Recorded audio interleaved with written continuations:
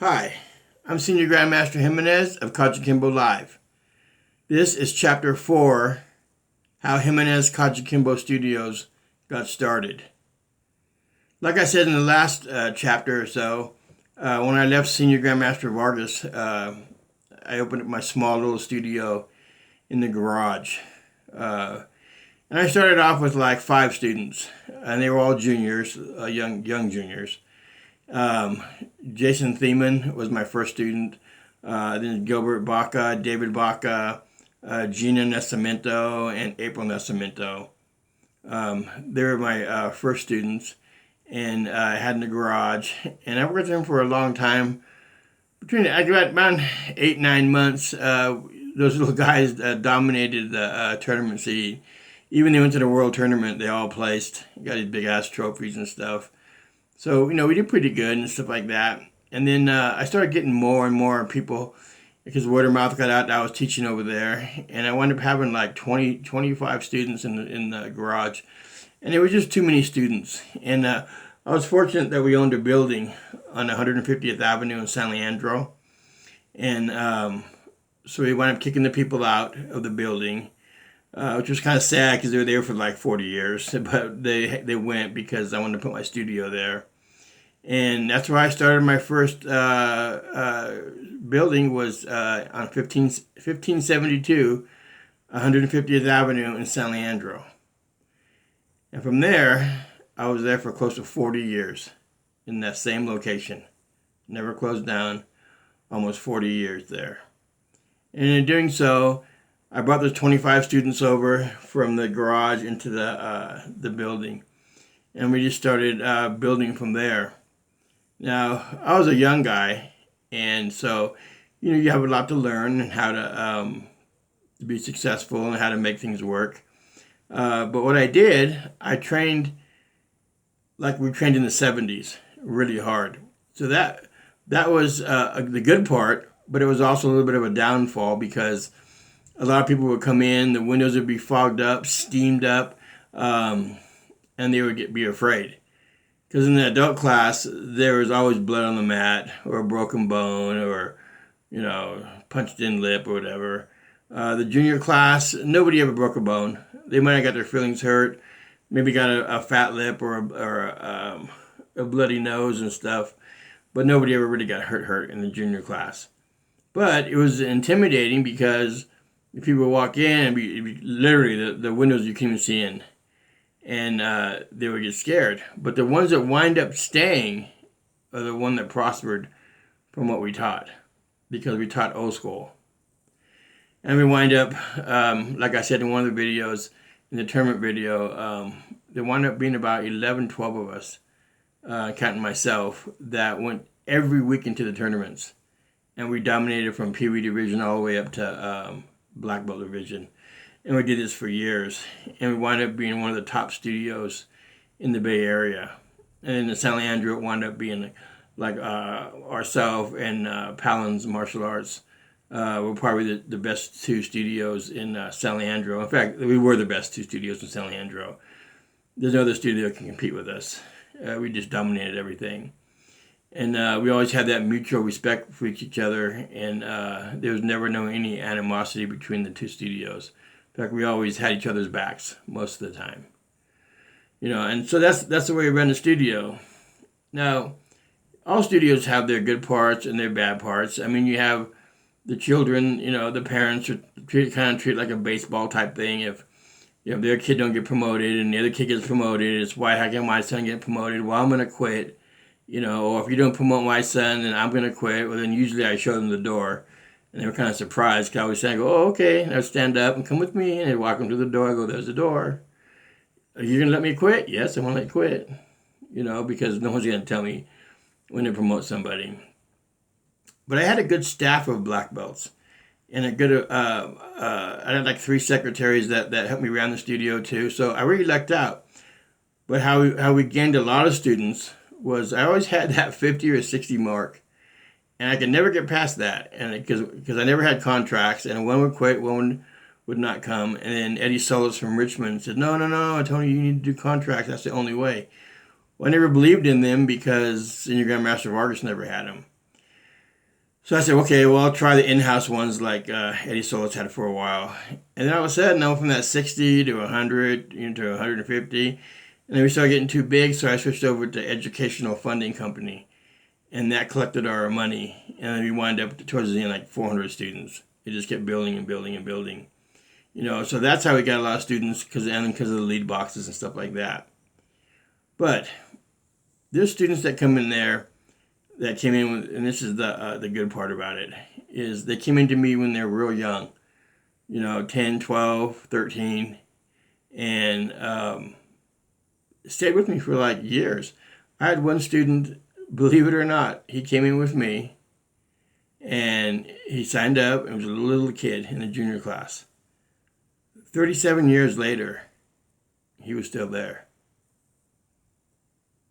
And his name was Joe Donahue.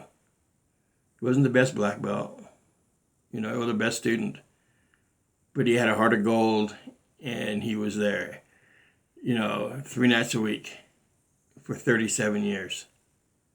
He hit that door. So that's the kind of loyalty I had. Then we put out champion fighters and stuff like that. We always did that. That was great. But the students that really touched my heart was some of the younger students that came in, girls and boys, that trained with us and then wind up becoming adults, and then they would leave and come back later with their children, which kind of made me feel old, but they would do that. Or they would couldn't pay their dues, and I still let them come in. I never let anybody not train because they didn't have any money. That just wasn't me. And then later on down the line, I get a phone call pretty soon recently, just messaging me, telling me thank you. It wasn't for you. And my mom was a single mom, we couldn't afford it, but it wasn't for you giving us free lessons, I wouldn't be, where I'm at now, and I just want to thank you. That's the kind of things that a lot of martial arts studios, some of them don't have. And because they can't pay their bills, oh, well, you're gone. You can't do that. I know you got to pay the rent. I was fortunate. I never had no rent. But I could not let someone quit because they didn't have enough money to pay their dues. Those are the ones that I knew couldn't afford. The ones that could afford them, and just didn't want to pay, they went to the collection agency. I didn't give a shit. But the ones that I knew couldn't pay and had a hard time, every time I would tell them, no, you still come. And I'd make it happen. Or I'd pay for the equipment or the tournaments or whatever. I was just fortunate, so I was able to do that and stuff. And then, and you always get some of the bad apples that come in, and when they quit, they just can't quit and say, okay, I don't want to do it no more because it's too hard, or I just don't want to do karate anymore. They got to come back and go, oh, well, you did this, you did that, that studio sucks, because they don't have the balls enough to say, I quit because I don't want to do it no more.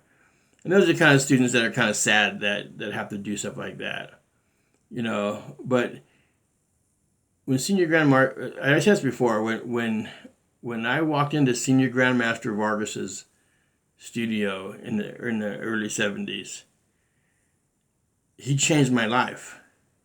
And in do so, I changed the lives of thousands and thousands of people that came through that door. And I'm literally not exaggerating. Thousands and thousands in 40 years came through that door. From young to old to middle age and stuff like that. And you don't realize how much you changed their lives. And I'll give you one example. I had a student, I don't know his last name, but we used to call him Super Dave. And he was probably about 22 years old, but he was bald.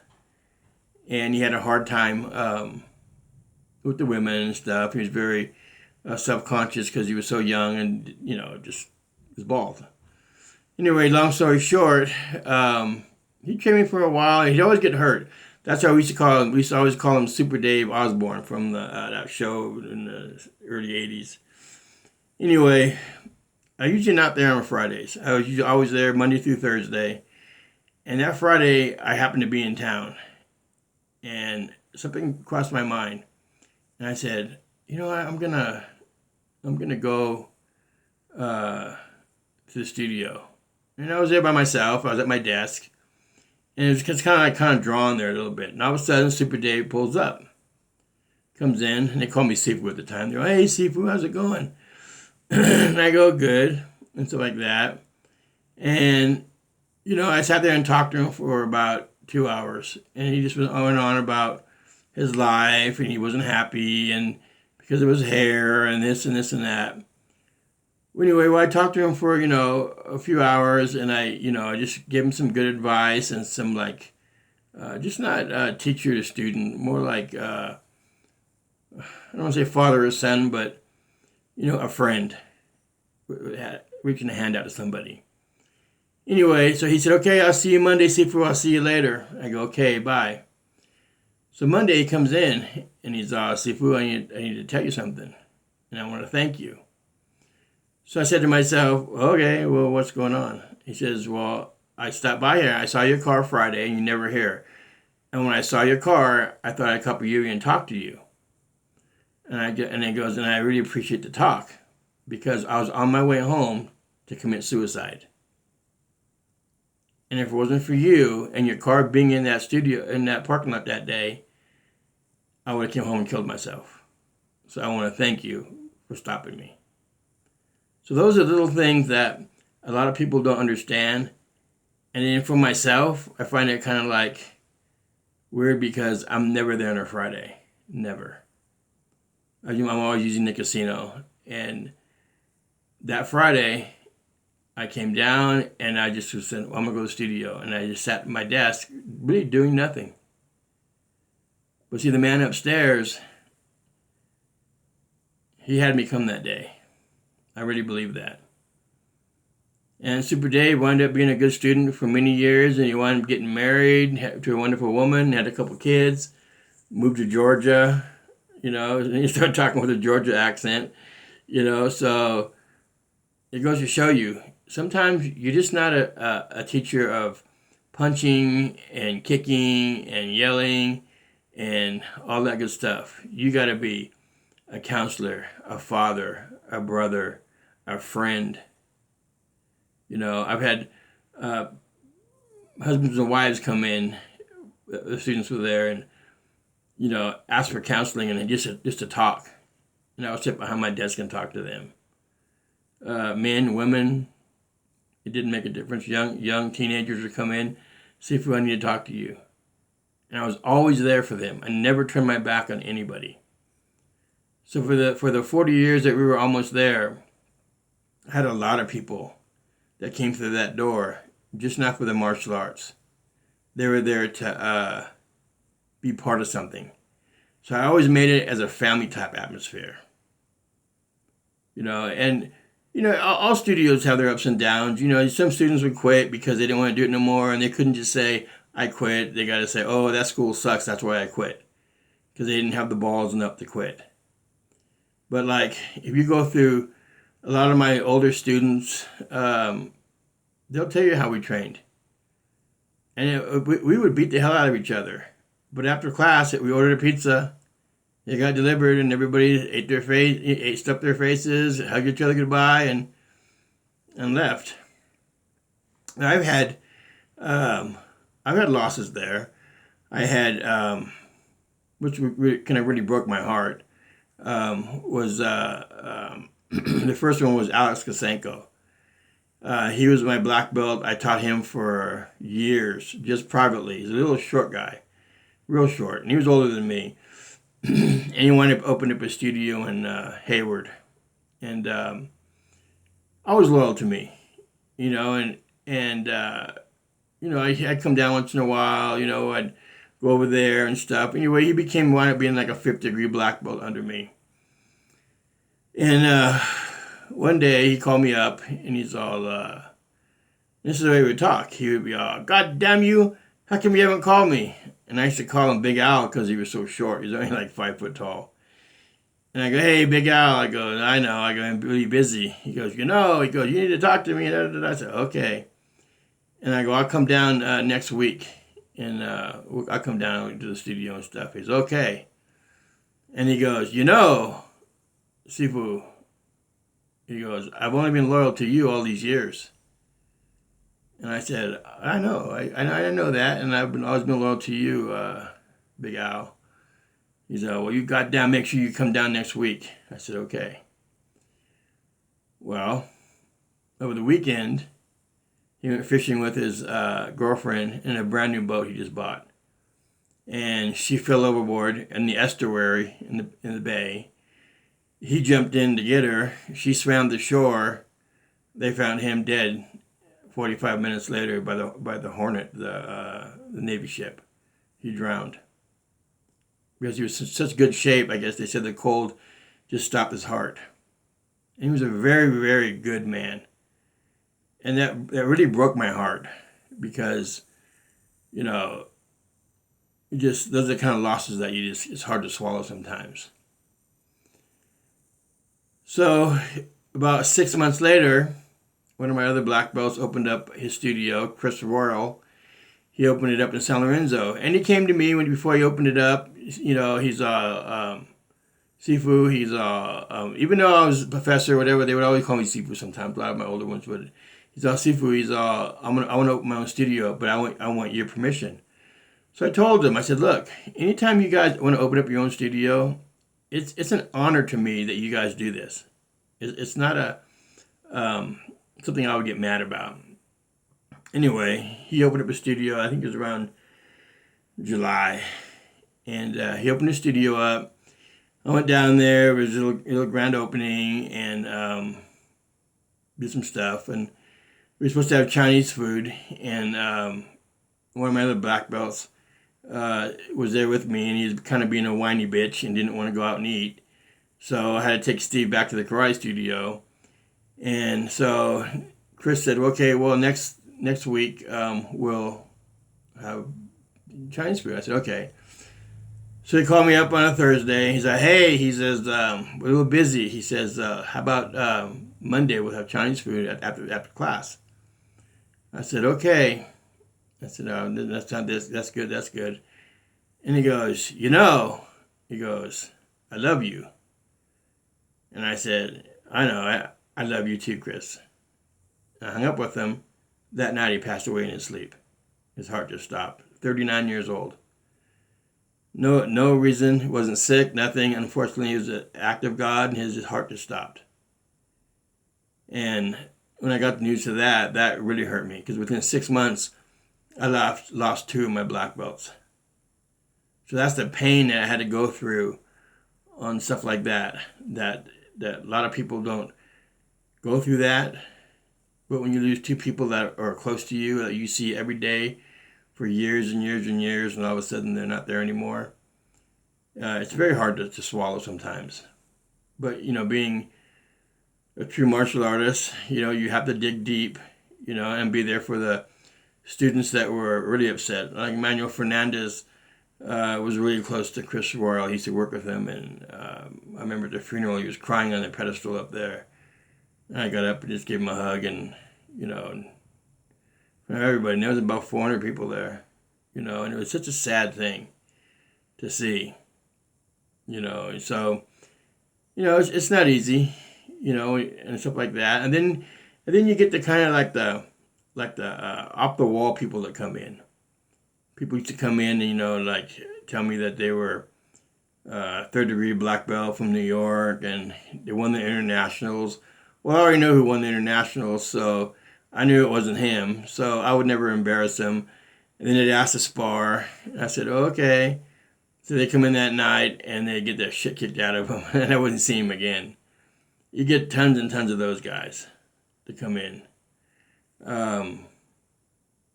But, you know, you just get, and then you get a lot of groupies who would come in, and they would just want to come there to see me at the time, because I was doing some movies and stuff, and they wanted to come they didn't want to do karate. They just wanted to come there to see us and stuff like that, you know. And then the girls that came in the studio, the ones that stayed, those girls wound up being one of my top black belt girls, the ones that stayed. And I had several girls that came in that stayed. and they trained hard. Now you get the other kind of girls that would come in, and they weren't there to take karate. They were there just for myself or for the other black belts, and those are the kind of girls, to be honest with you, end of the night they wind up in the hot tub. Fact, you know. And then they never trained hard. They just wanted to come there just to be the groupie type thing, and no, we don't have any halos on our head. I'm not going to put no halo on my head.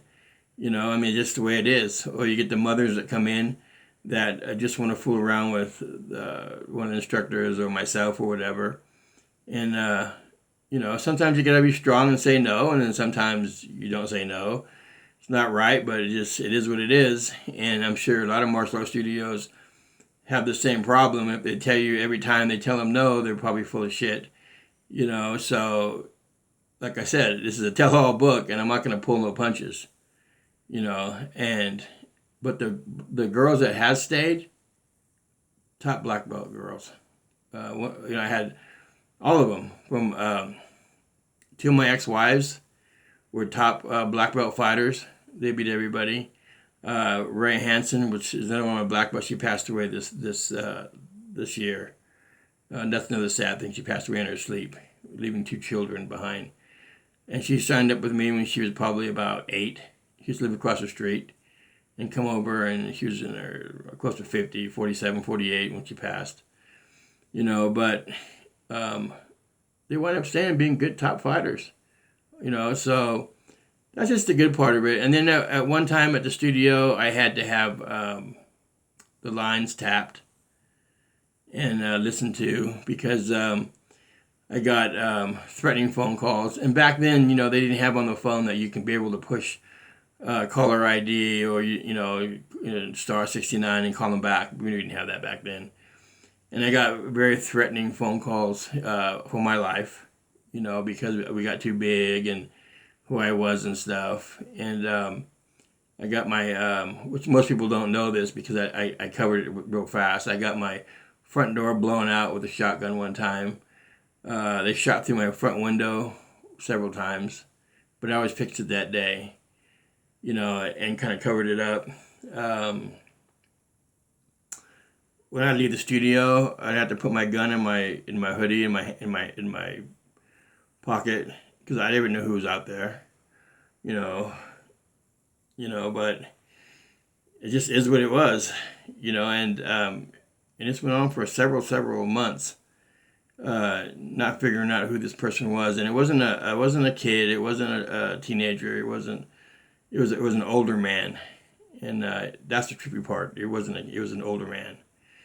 And to be honest with you, I didn't even want to start my car, And in fact, one of my students, he was such an asshole. I'd always have him go start my car, because I didn't want it to blow up on me. And then later on, he realized and he got mad at me. But, this is the way it was, And they never did wind up catching who did it. And then it kind of went away. But, it always was that way. We were a successful studio. And I said before, and I'm not bragging, but it's just fact, I drove a Rolls Royce. Of course, I got accused of selling drugs. And the sheriff's department put a plant in there to see if I was selling drugs. And I would never in a million years sell drugs. I couldn't even tell you about stuff like that. I'd sit across the street and watch them with their long cameras taking pictures of the studio, who came out. More basically me. I'd go to my house in Lake Tahoe. I'd have the police department down the street in their white vans taking pictures when I pulled up. But the thing was all for nothing, because I never did that. And because the studio was successful, but I also was in Las Vegas for 7 years, a week on, week off, week on, week off. And a lot of money was from Las Vegas. So that's where all that stuff came from. But of course, people always think bad, and that's what's in their head. They don't want to think good. They don't want to come in and say, wow, how'd you do this? Can you show me? No, they want to think bad. Even my family members, would come in, the same thing. Oh, come on, cousin, just tell me how you're doing it, and let us in on it, and that's not the case. It was just I was just lucky in the casino. Let's leave it at that. You know, um, I had a fire in 1992, and I'll get to that to my next chapter. And I lost my studio in 1992. It burnt down to the ground, and pretty much lost everything. But within 2 weeks, I had a temporary building, so I wouldn't lose no students. And then it took me 6 months to build our building back to where it was actually better. But in my next chapter, I will get to that part. But like I said, in 37 years, the loyalty I've had from my students is phenomenal. I mean, I couldn't ask for better students. I got tons and tons that went on to open up their own studios, and their people operated their own studios. If you go to the family tree, you'll see my list of all that goes down. So all what's come out of that studio in 40 years is a lot of people. Like I said, thousands and thousands of people that's gone through that studio, from police officers to doctors to you name it. They came in and trained with me. Their sheriff's department used to send their guys over before they became police officers for me to train with. Mostly the guys, a few girls, but again, those few that they sent wound up in a hot tub. But all the other ones, they trained hard, and that's what they were there for. And like I said, I was there for almost 40 years. And eventually, I had moved to Discovery Bay, and I had like several different businesses I opened up. I had like 7 cigar shops, a construction company, you name it, I owned it, and I was CEO of all these companies, and it was a lot. And to be honest with you, I got a little burned out towards the end, and so I wound up, closing the business down after about 40 years, and that's when I sold the building. And but I still stayed active. I still taught certain people on the side, or nowadays they fly me here, fly me there to teach and stuff like that. So I never gave up the martial arts. I was always part of it. And that building on 150th Avenue it was a lifesaver for, like I said, thousands of people. I mean, there's so many more stories, but we'll be here for hours and hours of the people that's coming out of there. So that's how that studio got started. And like I said, it was there almost 40 years. So for all my people that sees this video, I thank you from the bottom of my heart, and I love every one of you that's been touched my life and let me touch a part of your life. And I hope I can still be part of your life to this day. Thank you. I'm Senior Grandmaster Hemenes from Kajukenbo Live, coming from South Lake Tahoe. Thank you.